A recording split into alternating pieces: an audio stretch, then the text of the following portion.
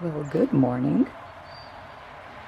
Hi guys, it's Olivia from the Writing 3. Welcome back to my channel, and I gotta tell you, that word choice of yours from last time,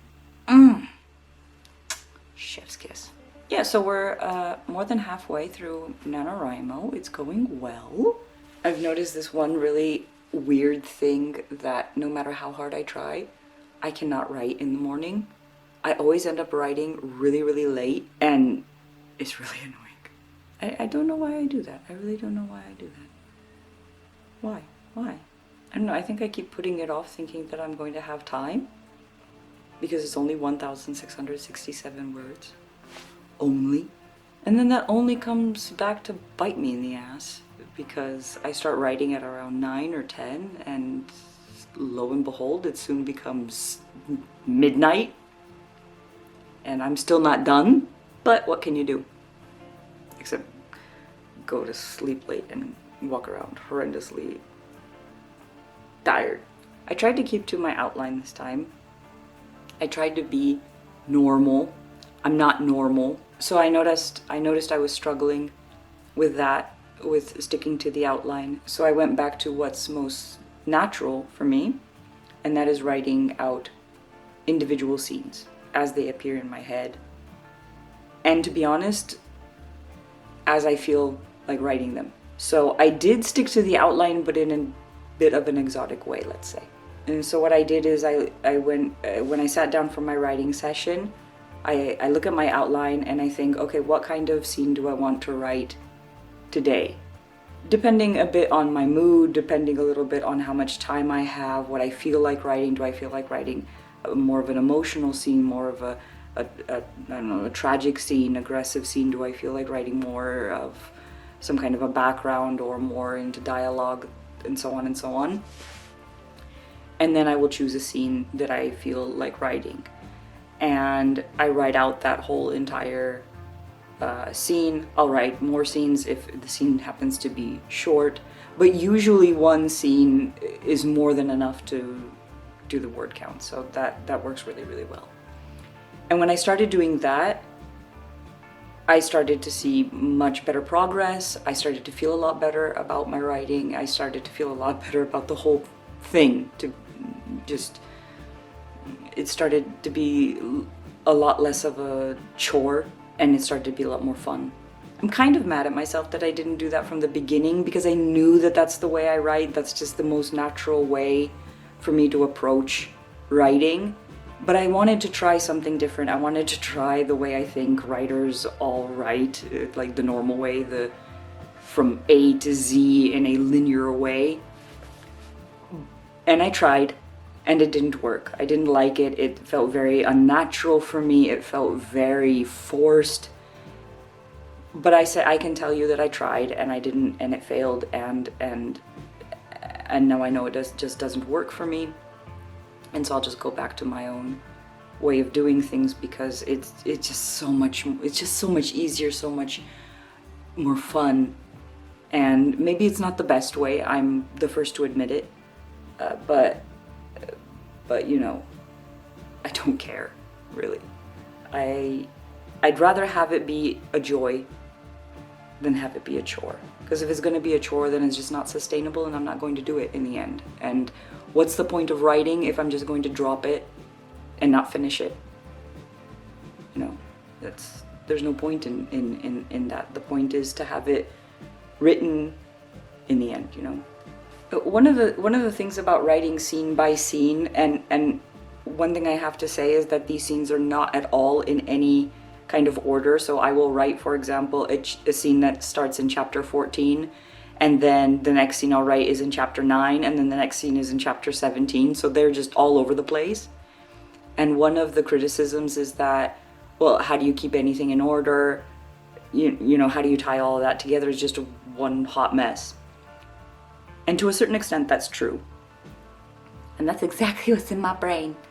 But the other thing is that when you write scene by scene, or at least when I write scene by scene, you do have this opportunity to see and realize that you have to connect these scenes together and that you're missing a connection, or that one scene doesn't exactly tie into a different scene very well, and that you either have to tie them together somehow in the middle somewhere, or you have to change one of those scenes.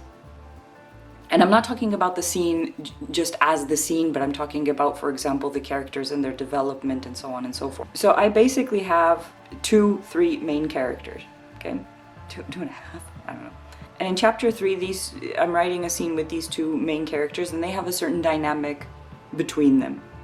And in chapter 9, I write a scene with these 2 main characters, and they have a different dynamic between them. And even though it seems obvious, I realize that that dynamic, that change in dynamic, needs to be explained, and it needs to have some kind of viable basis, right? It needs to seem natural and understandable, so that the reader doesn't think like, what the hell just happened here? Like, why are they barely speaking to each other here, and then just a couple chapters later they're you know, like besties? This doesn't make any sense.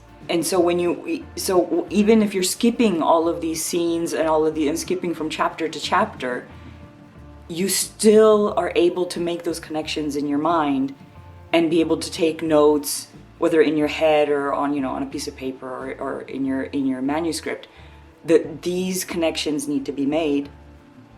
Otherwise, the story just falls apart, or just doesn't make any sense, or you know, or just seems like a whole bunch of crap just like smushed together, hoping that you know, it makes some kind of plausible whole. So even though it might seem like a real just gigantic dumpster fire at, you know, on the outside, it can be a really plausible way of writing for someone who feels comfortable with it. That I'll put that as a caveat, because if you don't feel comfortable writing that way, if you're more of a linear kind of person, then this kind of way of writing is not going to be for you. That I will tell you, because it'll be way too chaotic. So if you're more of a kind of like linear outline kind of person who has to go one by one down a list, this is not for you.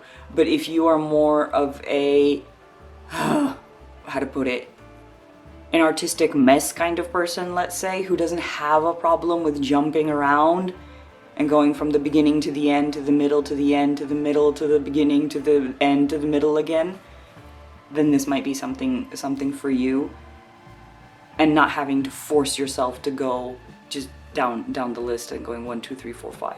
A couple of interesting things I've encountered so far is, for example, trying to not give different peoples in my world different accents. I really want to, and I'm trying really hard not to, because I know that that's just going to create a mess.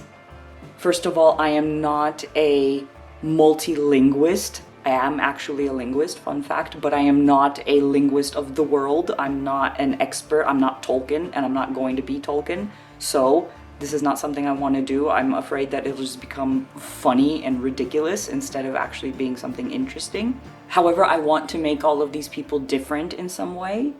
So what I'm trying to do, instead of giving them accents and making things really hard to read for the reader, I'm trying to give them certain ways of speaking or certain words that they use to differentiate among them, enough to show them that they're different, but not enough to confuse the reader and make it a chore to understand them. Because I don't want the reader to sit there with a freaking dictionary and be like, what is this stuff? So that's not what I want to happen. I don't want it to become a university level reading exercise. I just want it to be interesting. I want them to have some kind of level of immersion. I want them to have some kind of level of interaction with these characters and think, oh, this is a new world, oh, I'm in a new kingdom, so on and so forth. But it's you know, they're not studying a new people, so like, you know, there's no reason to get really in depth with it. So that's kind of fun, because I'm trying to insert different words and different little phrases or something, so that takes a little bit of research.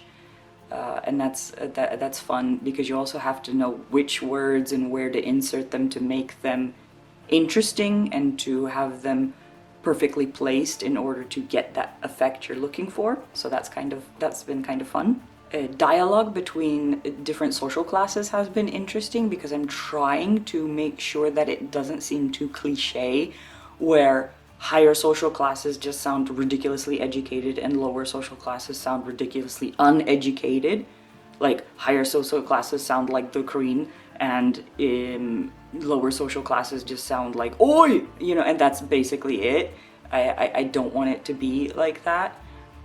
So that's been a bit of a challenge. I have had ridiculous amounts of fun describing the different kingdoms and worlds, to the point where I think I've had a little too much fun and might have to cut back on that when it comes to editing, because I've just gone all out on describing things like, oh my god, they got pointy shoes. So yeah, that's been a lot of fun, but I might have gone a little overboard. But still, I can, is my story. I'll just have to kill my darlings later. Like I had anticipated, I am ahead of schedule with the word count and everything, but I am nowhere near done. Nowhere near. This is going to spill way over NaNoWriMo.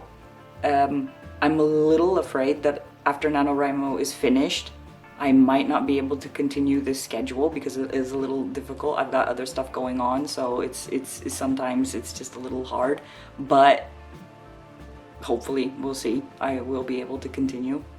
I really want to, because I want to get this finished, because it's my baby. But we'll see.